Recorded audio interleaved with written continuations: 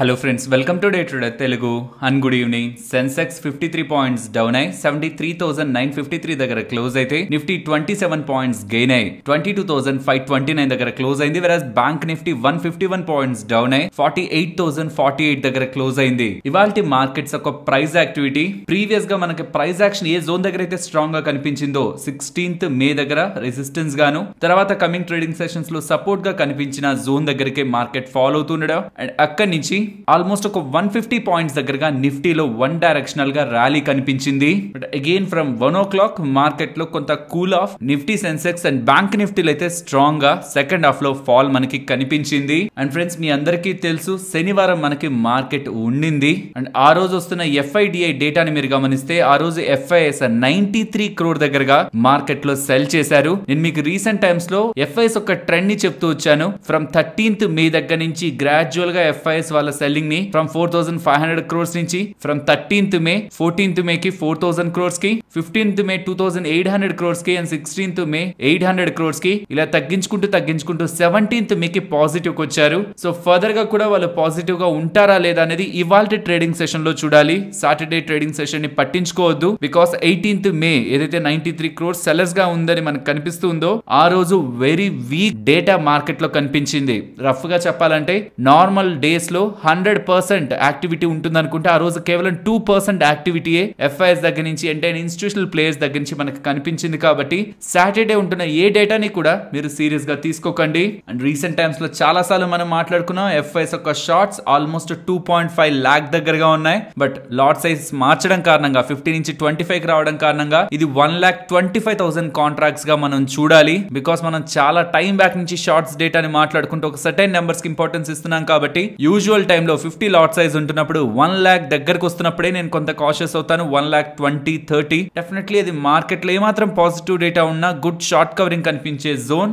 So కాబట్టి 2.5 lakh దగ్గరగా FIS ఒక నెట్ షార్ట్స్ ఉంటుండడం కూడా ఫర్దర్ గా మార్కెట్ లో ఏమాత్రం పాజిటివ్ అప్డేట్ వస్తున్నా ఇక్కడ నుంచి ఎక్కువగా పెరగడానికి ఛాన్సెస్ ఉన్నాయనే ఇండికేషన్ త్రూ FIS ఒక షార్ట్స్ మనకు అర్థమవుతుంది. అండ్ ఫ్రెండ్స్ నేను సేమ్ సాటర్డే వీడియోలో మెటల్స్ ఒక డేటా గురించి చెప్పాను. నిన్న మన మార్కెట్ హాలిడే బట్ మార్కెట్ లో ఉంటున్న ఇంపార్టెంట్ డేటా పాయింట్స్ ని మీకు ఎక్స్ప్లెయిన్ చేస్తూ గ్లోబల్ గా మెటల్ ప్రైజెస్ భారీగా పెరుగుతున్నాయి. సిల్వర్ ప్రైజెస్ అయితే షాంఘై మార్కెట్ లో ఆల్మోస్ట్ అప్పర్ లిమిట్ ని టచ్ చేసేసాయి. 8% దగ్గరగా పెరిగాయి. 2012 దగ్గర ఏ ప్రైజెస్ అయితే ఉన్నాయో సిల్వర్ ప్రైజెస్ ఆ మార్క్ రీచ్ అయ్యాయి. తర్వాత కొంత కరెక్ట్ అయ్యాయి కానీ నాట్ ఓన్లీ సిల్వర్ చాలా మెటల్ ప్రైజెస్ చాలా భారీగా పెరిగాయి. దాని రిలేటెడ్ గా ఉంటున్న రీజన్స్ ప్రీవియస్ వీడియోలోనే మాట్లాడుకున్నామని నిన్నటి వీడియోలో కూడా ఒకసారి రిమైండ్ చేశాను. బట్ ఈ వీడియోలో కూడా రీసెంట్ టైమ్స్ లో ఉంటున్న డెవలప్మెంట్స్ మెటల్స్ రిలేటెడ్ గా ఏమేమి జరుగుతున్నాయి అన్నది కూడా మీకు డీటెయిల్డ్ గా ఎక్స్ప్లెయిన్ చేస్తాను. ఇదంతా ఎందుకు చెప్తున్నాను ఇప్పుడు అంటే ఇవాళ మెటల్ యాజ్ అన్ ఇండెక్స్ 4% దగ్గరగా పెరిగింది.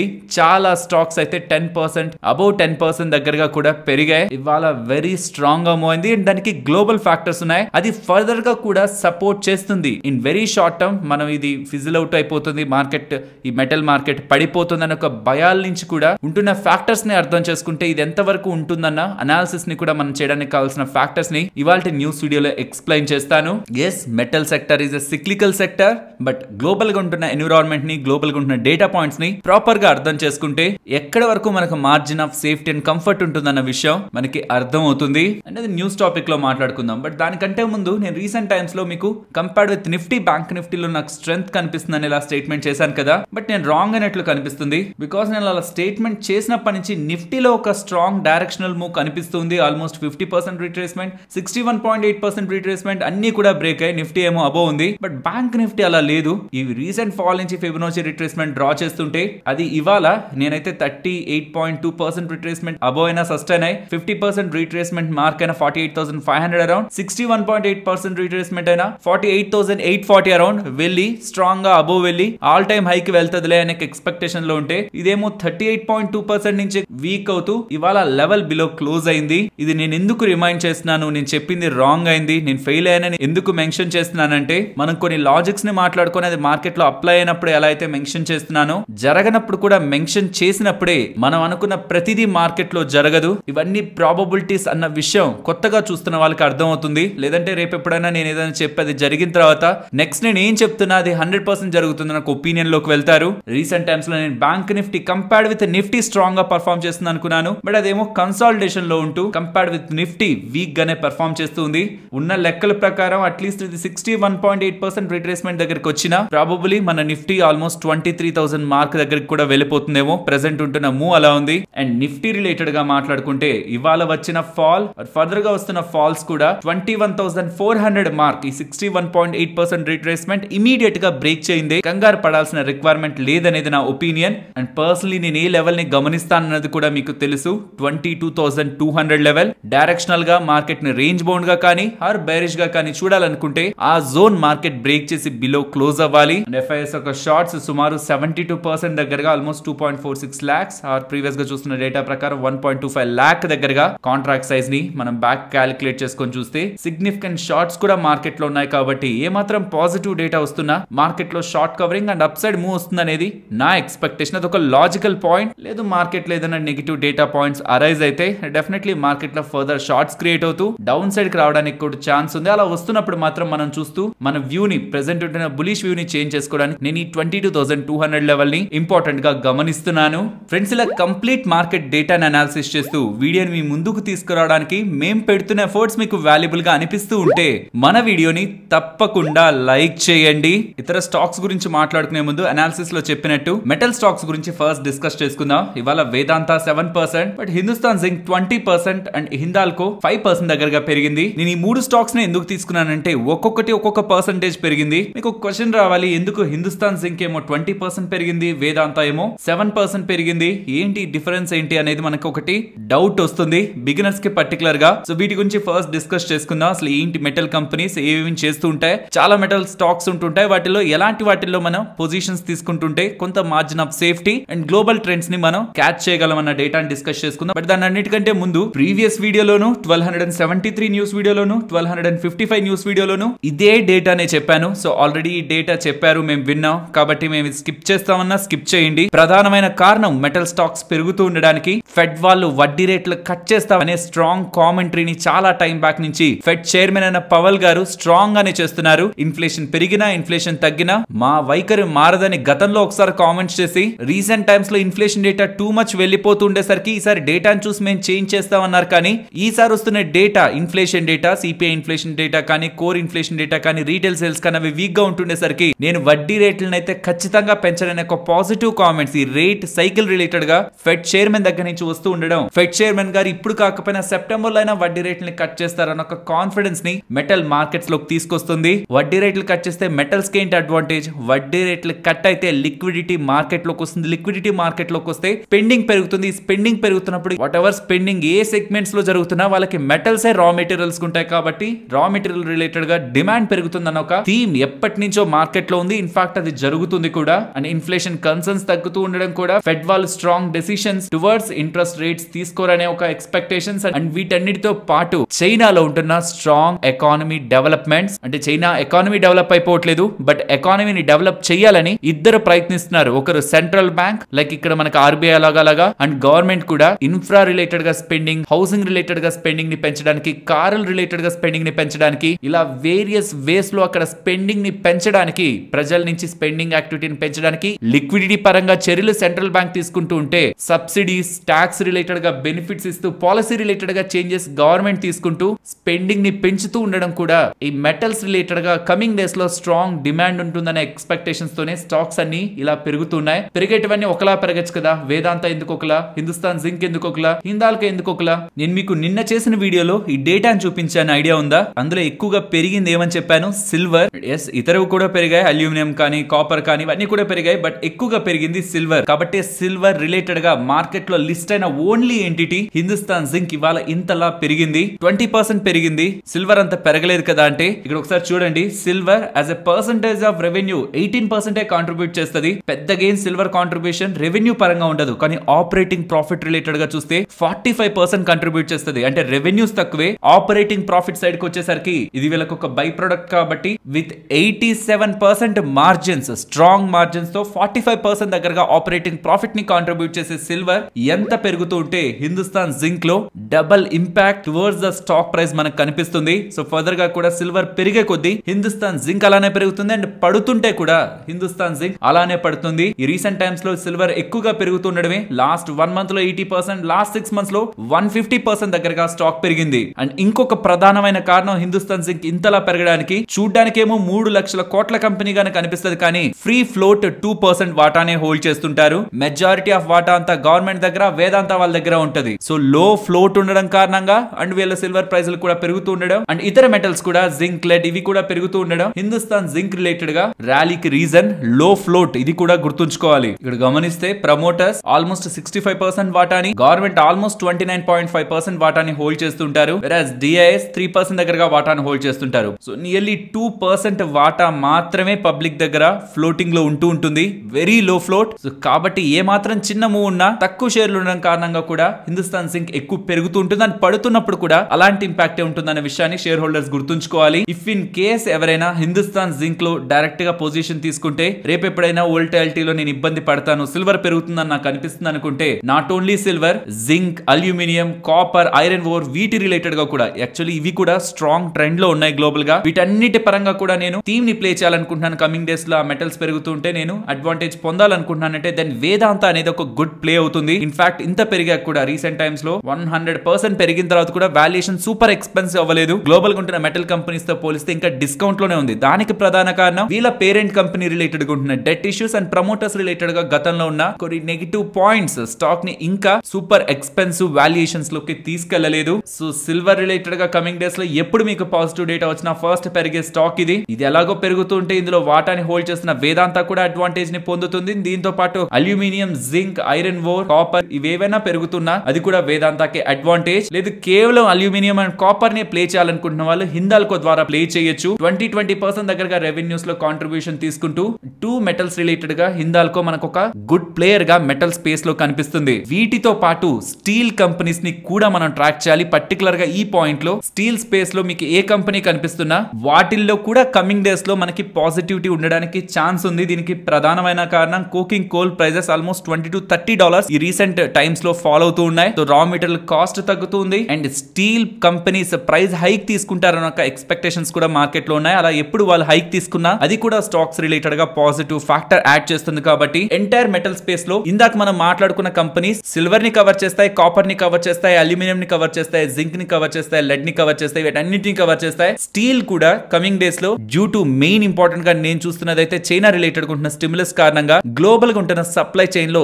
చైనా రిలేటెడ్ గా ఉంటున్న సప్లై మోస్ట్లీ అక్కడ ఉంటున్న లోకల్ కన్సంప్షన్ కి ఎక్కువ నీడ్ అవుతూ ఉంటే గ్లోబల్ గా డిమాండ్ పెరిగి ఈవెన్ ప్రైస్ హైక్ రిలేటెడ్ గా కూడా డిస్కషన్స్ ఉన్నాయి. కాబట్టి ప్రైస్ హైక్ కూడా జరిగితే డిమాండ్ ప్లస్ ప్రైస్ హైక్ ఈ రెండు కూడా స్టీల్ కంపెనీస్ కి అడ్వాంటేజ్ ఇచ్చేందుకు స్కోప్ ఉన్నాయి. ఇది మెటల్ స్పేస్ రిలేటెడ్ గా ఉంటున్న ఓవరాల్ డేటా. ఫ్రెండ్స్ ఏదైనా పెరుగుతున్నప్పుడు పాజిటివ్ పాయింట్స్ మాట్లాడుకోవడం చాలా ఈజీగానే ఉంటది, బికాస్ చాలా మంది వినడానికి కూడా రెడీగానే ఉంటారు. బట్ ఈ స్పేస్ లో మ్యాక్రో ఎకనామిక్ డేటాని క్లోజ్ గా ట్రాక్ చేయడం మోస్ట్ ఇంపార్టెంట్. ప్రైస్ ని కూడా కాదు, బికాస్ ప్రైస్ ఏం చేంజ్ లేకపోయినా ప్రాఫిట్ బుకింగ్ తో 5-10% పడుతుంది. But macro economic data China related గా ఉంటున్న స్పెండింగ్, ఆ స్పెండింగ్ రిలేటెడ్ గా అవుట్కమ్స్ ఎలా ఉంటున్నాయి అండ్ ఫెడ్ వాళ్ళు ఏ స్టేట్మెంట్స్ చేస్తున్నారు, ఎప్పుడైనా వాళ్ళు వడ్డీ రేట్ల హైక్ గురించి ఏమైనా హింట్ ఇస్తున్నారు, అలా హింట్ ఇస్తున్నప్పుడు ఫస్ట్ మనం చేయాల్సిన పని వీటి నుంచి ఎగ్జిట్ బటన్ క్లిక్ చేయడం. ఎందుకంటే వాళ్ళు ఒక్కసారి ఇచ్చే హింట్ ఈ రీసెంట్ టైమ్స్ లో ఎలా అయితే పాజిటివ్ హింట్ ఇస్తే నెలలు కంటిన్యూ చేస్తారు, నెగిటివ్ హింట్ ఇచ్చినా నెలలు కంటిన్యూ చేస్తారు. కాబట్టి ఆల్రెడీ పొజిషన్ తీసుకున్న వాళ్ళైనా కొత్తగా తీసుకునే వాళ్ళైనా ఫెడ్ రిలేటెడ్ గా కామెంటరీ, మార్కెట్ రిలేటెడ్ గా నెగిటివ్ గా టర్న్ అవుతుందా మీరు వాచ్ చేయాల్సిన ఫస్ట్ ఇంపార్టెంట్ ఫ్యాక్టర్.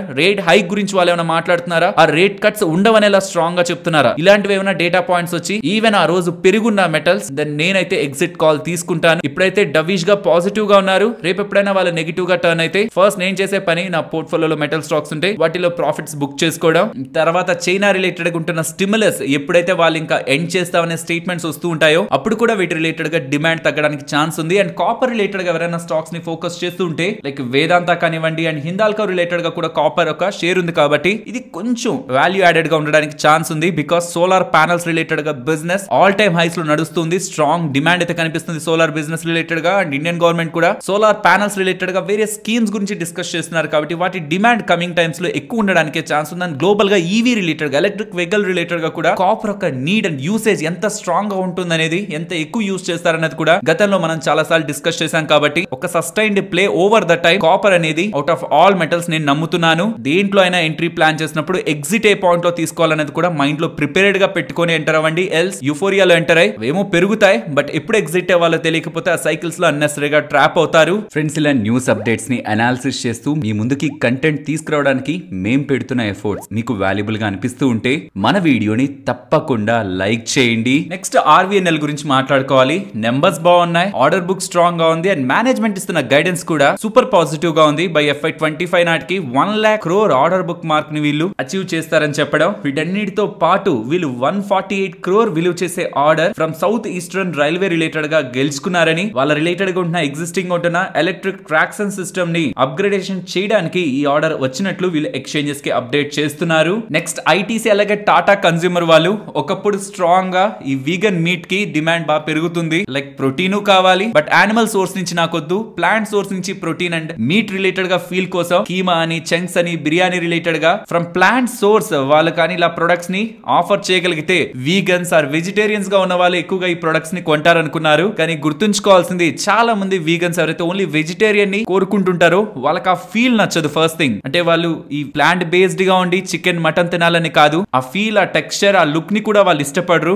వన్స్ అది వద్దనుకున్నారంటే దాన్ని అసహించుకోవడం మొదలు పెట్టారంటే అది వీగన్ బేస్డ్ కూడా అంత అట్రాక్టివ్ గా వాళ్ళు బై చేయరు. కాబట్టి దీని రిలేటెడ్ గా ఎక్స్పెక్టెడ్ డిమాండ్ వాళ్ళకి కనిపించకపోతూ ఉండడం, ఈ సెగ్మెంట్స్ నుంచి వాళ్ళు ఎగ్జిట్ అవ్వబోతున్నట్లు ITC అండ్ టాటా కన్స్యూమర్ వాళ్ళైతే స్టేట్మెంట్స్ చేస్తున్నారు. నెక్స్ట్ మాన్ ఇండస్ట్రీస్ గురించి మాట్లాడుకోవాలి. వీళ్ళకి 505 crores విలువ చేసే ఒక ఎక్స్పోర్ట్ ఆర్డర్ లభించిందని ఎక్స్చేంజెస్ కి అప్డేట్ చేశారు. నెక్స్ట్ కల్పతరు పవర్ వీళ్ళకి 7550 crores విలువ చేసే ఆర్డర్స్ అరామ్కో వాళ్ళకి 3 కాంట్రాక్ట్స్ రిలేటెడ్ గా లభించినట్లు వీళ్ళు ఎక్స్చేంజెస్ కి అప్డేట్ చేస్తున్నారు. నెక్స్ట్ పాలిమెడిక్యూర్ వాళ్ళ నెంబర్స్ ప్రీవియస్ గా మనకి డెలివర్ చేశారు. నెంబర్స్ ఓకే బాగున్నాయి, మరి అంత ఎక్స్ట్రాడినరీగా ఏం లేవు. But management commentary Saturday extreme positive గా ఉంది. ఓవరాల్ టాప్ లైన్ లో సేల్స్ గ్రోత్ కమింగ్ టైమ్స్ లో 22 to 25% దగ్గరకు ఎక్స్పెక్ట్ చేస్తున్నారని అండ్ రీనల్ బిజినెస్ లో 50 to 60% దగ్గరగా గ్రోత్ ని ఎక్స్పెక్ట్ చేస్తున్నారని, మార్జిన్స్ కూడా 100 to 150 basis points 1.5% వరకు మార్జిన్స్ లో improvement and inorganic growth related గా కూడా వీళ్ళు ఫోకస్ చేస్తున్నారని చేస్తున్న ఈ స్ట్రాంగ్ కామెంట్స్ తో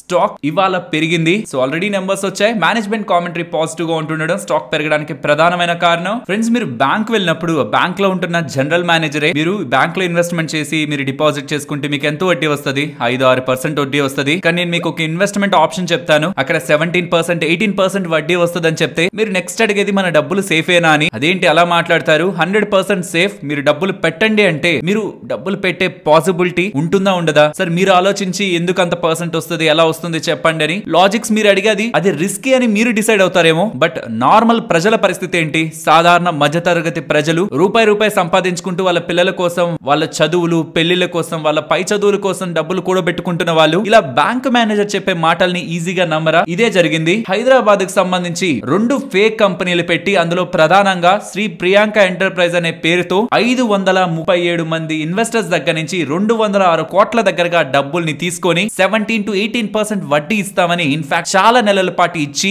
జనవరిలో ఇవ్వడం ఆపేశారు. ఇవ్వకపోయేసరికి మరి ప్రజల్లో కొంత టెన్షన్ వస్తుంది కదా, మాకు అసలు ఇవ్వండి, మేము వెళ్ళిపోతాం, మాకు ఇలా ఇబ్బందులు ఉన్నాయని చాలా మంది కాంటాక్ట్ అయితే ఎస్ మీ డబ్బులు మీకు వచ్చేస్తాయి, కానీ ఇప్పుడు కాదు, ఇయర్ ఏప్రిల్ వరకు ఆగండి అని ఫ్రమ్ జనవరి నుంచి వడ్డీ ఇవ్వడం ఆపారు. ఏప్రిల్ వరకు, ఏప్రిల్ చివరిలో ఇస్తారన్నారు అండ్ చివరిలో ఒక యాత్రకు వెళ్లారు, ఆ యాత్ర నుంచి వస్తారు, అప్పటి వరకు వెయిట్ చేయండి అన్నారు. ఇక తీరా ఏప్రిల్ 25th నుంచి మొబైల్ ఫోన్ స్విచ్ ఆఫ్ చేసి పెట్టుకొని పెద్ద మొత్తంలో స్కామ్ చేసినట్లు అండ్ మోసపోయిన వాళ్ళందరూ కూడా న్యూస్ ఛానల్స్ తో చెప్తున్న వాళ్ళందరూ కూడా ఎందుకు మీరు డబ్బులు పెట్టారంటే పిల్లల ఉన్నత భవిష్యత్తు కోసం, వాళ్ళ పెళ్లిళ్ళ కోసం, మరి కొంతమంది అయితే ఎక్కువ వడ్డీ వస్తే ఇంకా డబ్బులు పెరుగుతుంది కదా అనే ఆశతోనే ఎపెక్స్ బ్యాంక్ లో, రాష్ట్ర సహకార బ్యాంక్ ఇది, అందులో పనిచేస్తున్న ప్రియాంక అనే జనరల్ మేనేజర్ మాటల్ని నమ్మి వాళ్ళ భర్త నేతాజీకి సంబంధించిన శ్రీ ప్రియాంక ప్రైవేట్ ఫైనాన్స్ కంపెనీలో డిపాజిట్లు చేశామని, కానీ ఇప్పుడు మా అసలుకే మోసం వచ్చిందని బాధితులు బాధపడుతున్నారు. ఫ్రెండ్స్, నాకు ఇలాంటి స్కామ్స్ ఫస్ట్ లో వింటున్నప్పుడు అయితే ఏంటి మోసాలు అనిపించేది, కానీ మధ్య కాలంలో మోసపోతున్న వాళ్ళు, నమ్మే వాళ్ళు అండ్ అధిక వడ్డీ, అది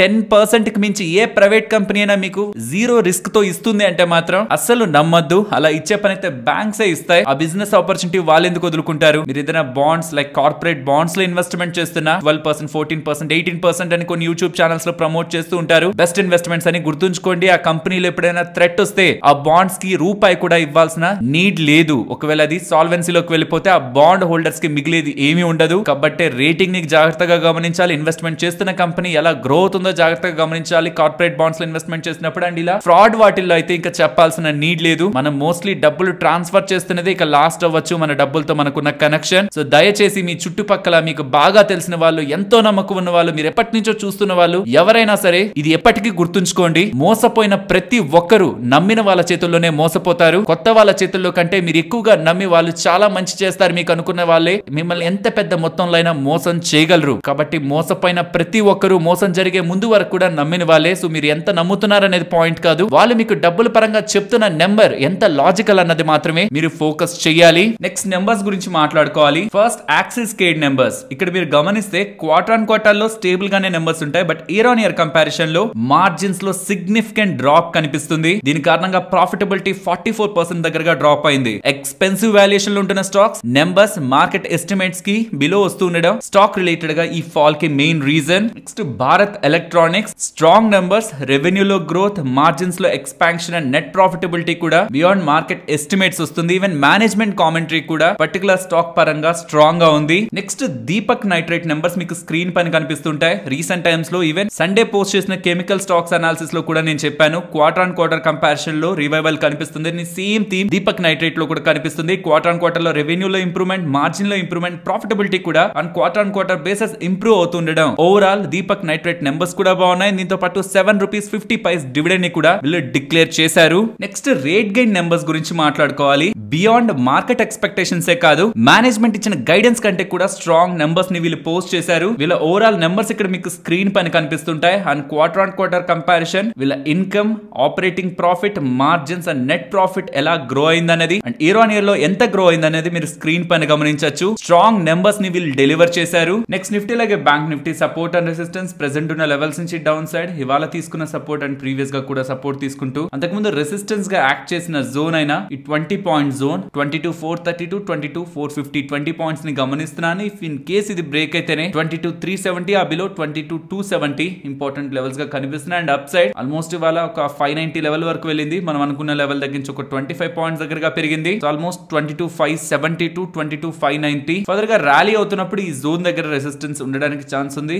ఇవాళ హై అండ్ ప్రీవియస్ గా ఉన్న రెసిస్టెన్స్ ఉంది కాబట్టి ఇఫ్ ఇది బ్రేక్ అవుతుంటే 22,620 about 22,690. Coming to bank Nifty present ఉన్న లెవెల్స్ నుంచి డౌన్ సైడ్ 47,950 70 పాయింట్స్ జోన్ ఇది బ్యాంక్ నిఫ్టీ పరంగా. ఇది కొంత ఇంపార్టెంట్ సపోర్ట్. సో ఒకవేళ డౌన్ అవుతుంటే ఈ సపోర్ట్ జోన్ లో ఉంటున్న 47,950 బ్రేక్ అవ్వకూడదు. బ్రేక్ అవుతుంటే 47,820 అండ్ 47,630 డౌన్ ఉంటున్న important supports. And up side 48,200 almost 200 నుంచి 250 వరకు రీసెంట్ టైమ్స్ లో మార్కెట్ లో అప్ సైడ్ వచ్చిన ప్రతిసారి అక్కడి నుంచి రిజెక్షన్ కనిపిస్తుంది. ఇఫ్ ఇన్ కేస్ ఈసారి ఈ లెవెల్స్ బ్రేక్అవుట్ అయితే up side 48,470 above 48,650 important levels గా కనిపిస్తున్నాయి. ఫ్రెండ్స్ మార్కెట్ 20,200 అబౌవ్ ఉన్నంత వరకు కూడా మార్కెట్ లో రేంజ్ ని డిస్కస్ చేయాలనుకోవట్లేదు. షార్ట్స్ హెవీగానే ఉన్నాయి. ఎస్ నెగిటివ్ న్యూస్ వస్తే మార్కెట్ పడుతుందేమో, మార్కెట్ లో స్ట్రాంగ్ సెల్ ఆఫ్ వస్తే ఎంత షార్ట్స్ ఉన్నా మార్కెట్ పడుతుందేమో, కానీ షార్ట్స్ ఇంతలా ఉన్నాయి కాబట్టి ఏమాత్రం చిన్న పాజిటివ్ డేటా వచ్చినా బికాస్ ఎన్విడియా నెంబర్స్ కూడా ఉన్నాయి, వెనస్డే వస్తాయి కాబట్టి మేబీ అదైనా షార్ట్ కవరింగ్ ర్యాలీని ట్రిగ్గర్ చేస్తదేమో. అట్లీస్ట్ షార్ట్స్ హెవీగా ఉన్నాయి కదా, రేంజ్ బౌండ్ బేరిష్ గా చూడడానికి ఒక లెవెల్ ఉంచి ఆ లెవెల్ బిలో బ్రేక్ అవ్వందే రేంజ్ ని డిస్కస్ చేయాలనుకోవట్లేదు. ఇఫ్ అలా రేంజ్ ని డిస్కస్ చేయగలిగే కంఫర్ట్ మార్కెట్ లో ఉందని అనిపిస్తే రేంజ్ ని డిస్కస్ చేస్తాను. మరొక ఇంట్రెస్టింగ్ వీడియోతో మళ్ళీ మీ ముందుకు వస్తాను. అంతవరకు టేక్ కేర్, జై హింద్.